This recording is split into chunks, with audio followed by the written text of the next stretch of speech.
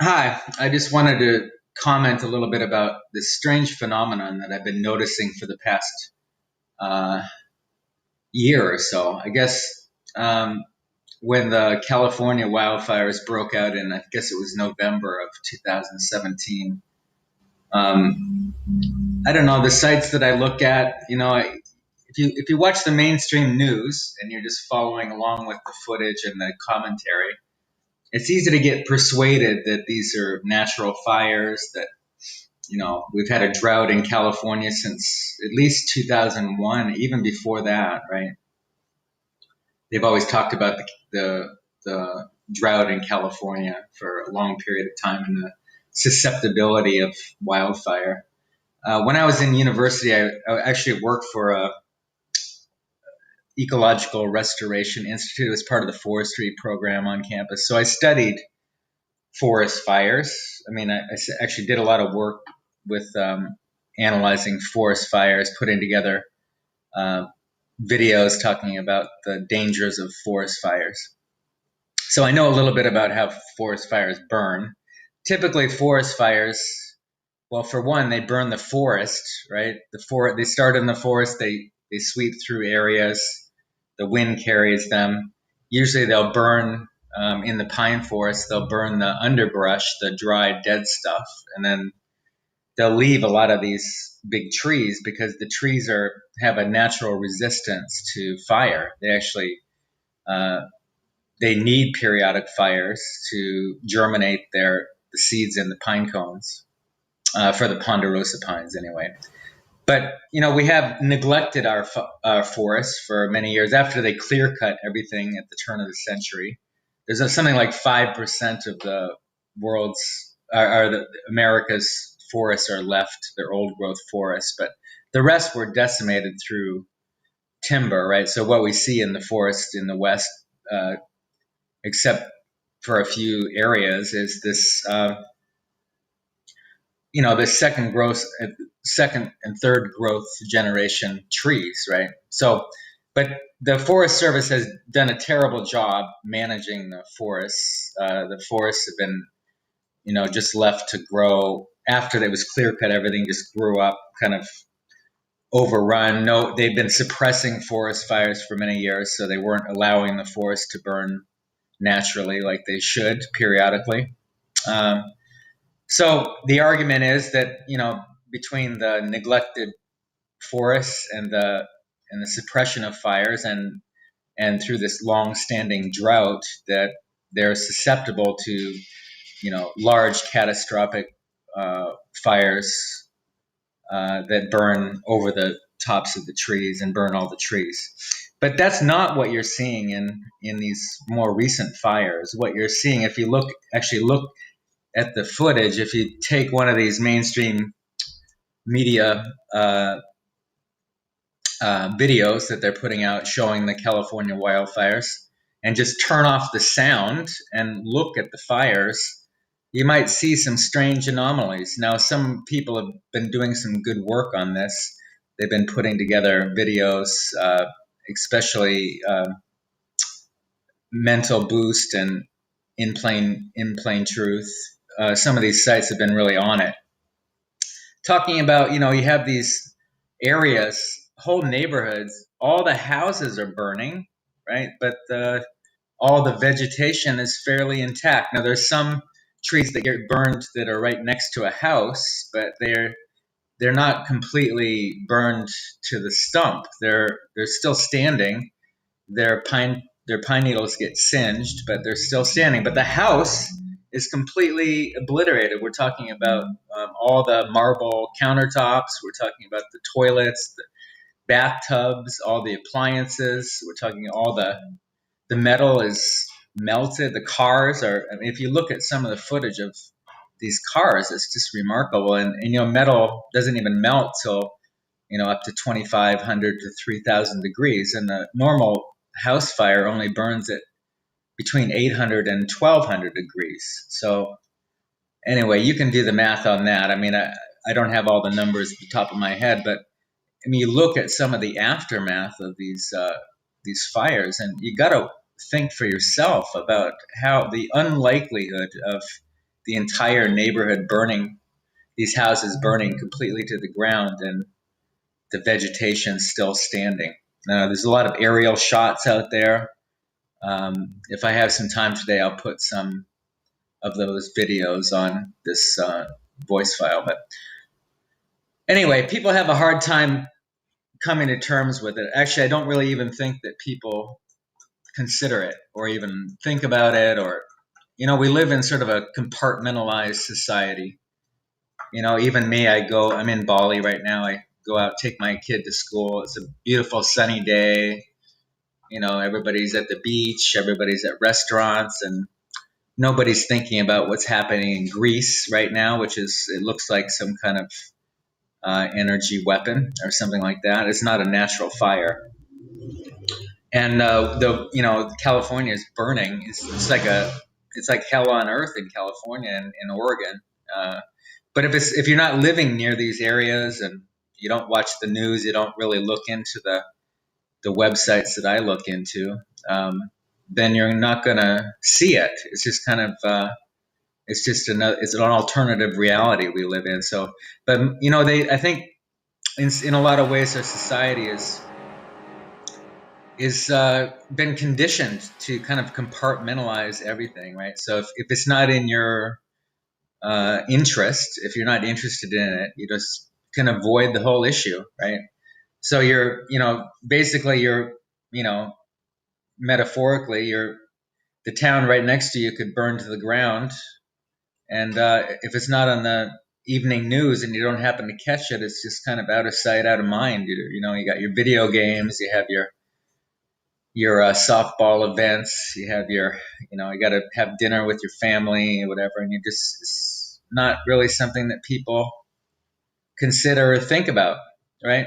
And so it sounds crazy when people bring up this kind of information. Like, I post some information, I'm sure that not many people are watching.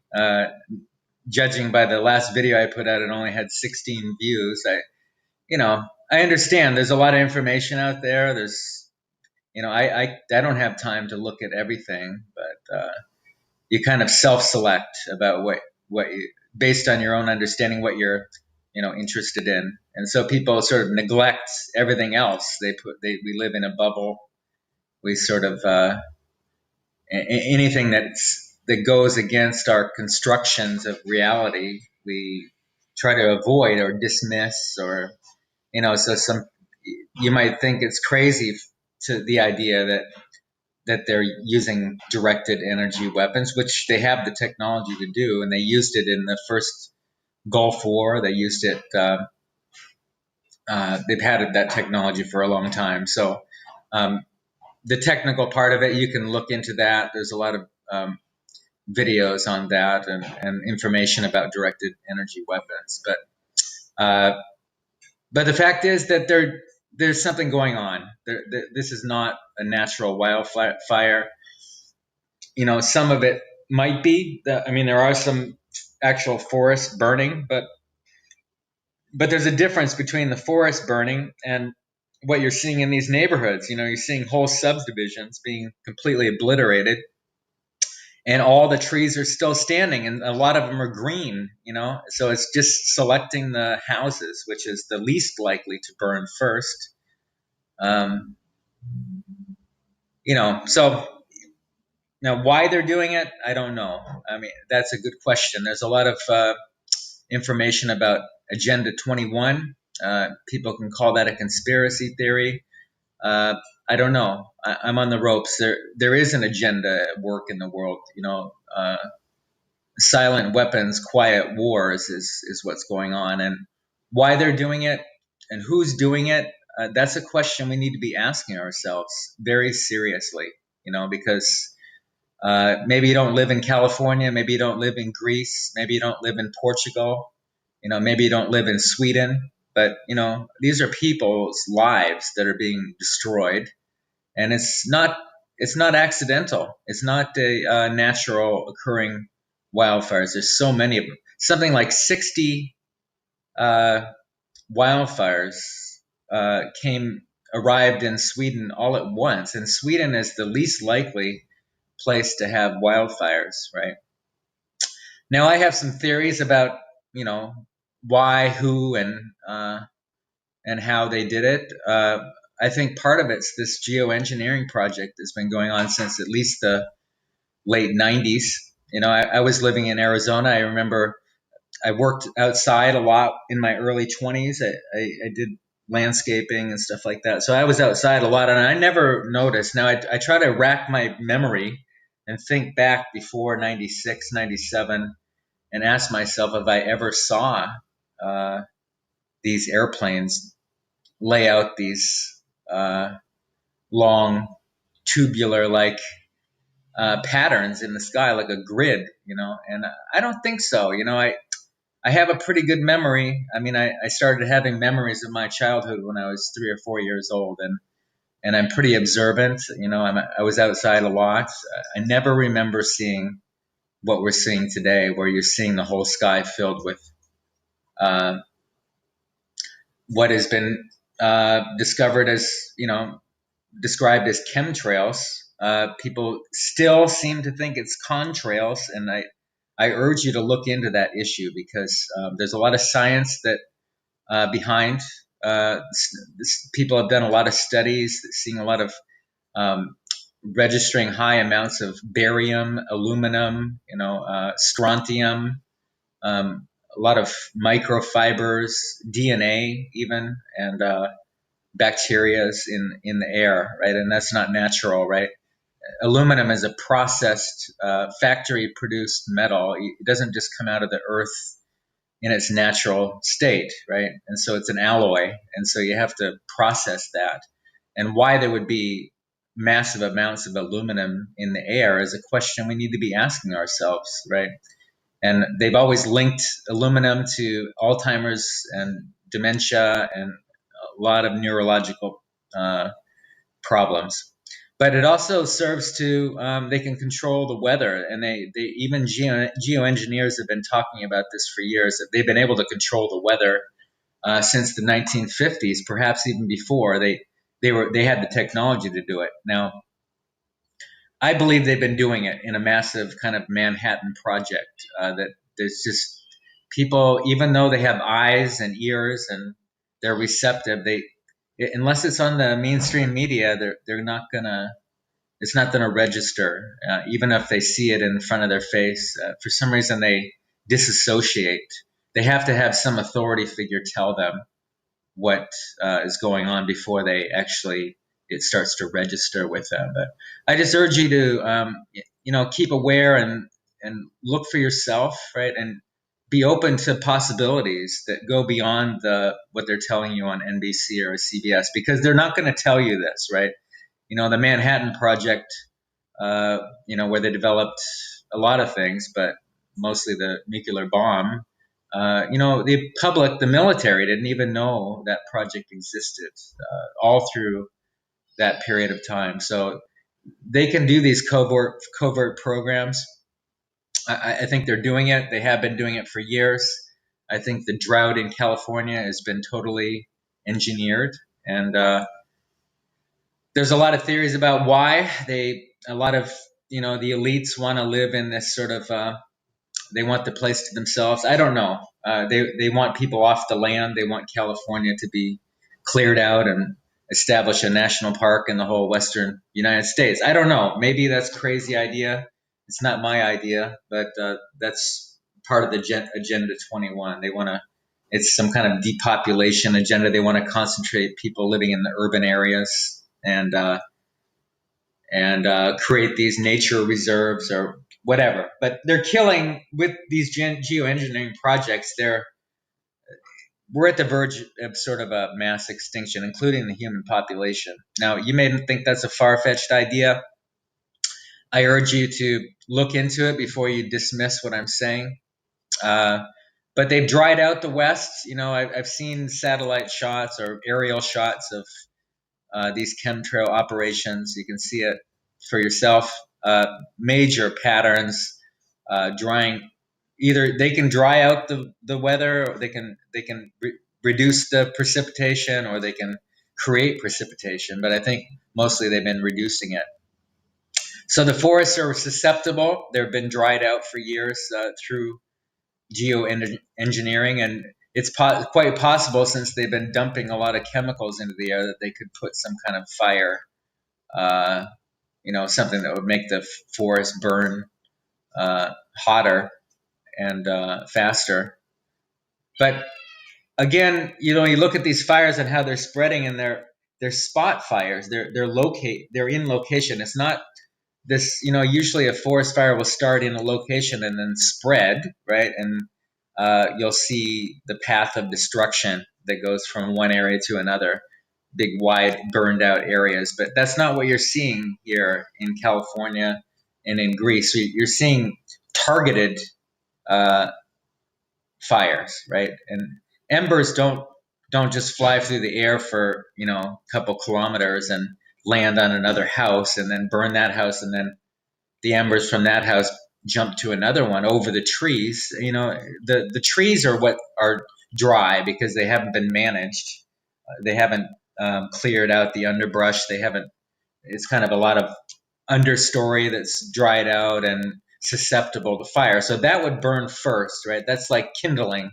That's the lightest, most susceptible to fire. But that's not what you're seeing. You'll actually see a house completely burned down or a whole neighborhood burned down, but the underbrush is still intact, right? So anyway, I guess I'll end it there. But I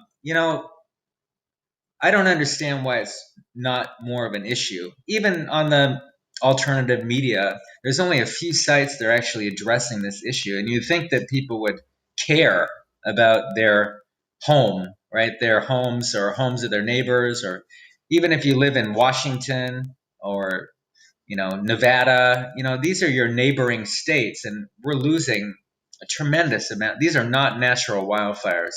I'm sorry. Do your homework and start to think a little bit out of the box here. Now, I'm not trying to be throw you into panic mode, but I mean, just because it's not on the mainstream media does not mean that it's not a serious issue. And I urge you to consider this a serious issue, because whoever's doing it, and for whatever purpose, this seems to be a man-made disaster, and they just keep doing it. I mean, they did it in Alberta. They did it in I think it was South Carolina or one of those eastern states a number of years back, and it's the same signature pattern. The structure is burned down, the vegetation's intact, the cars are completely melted on their wheels, the engines are burned out.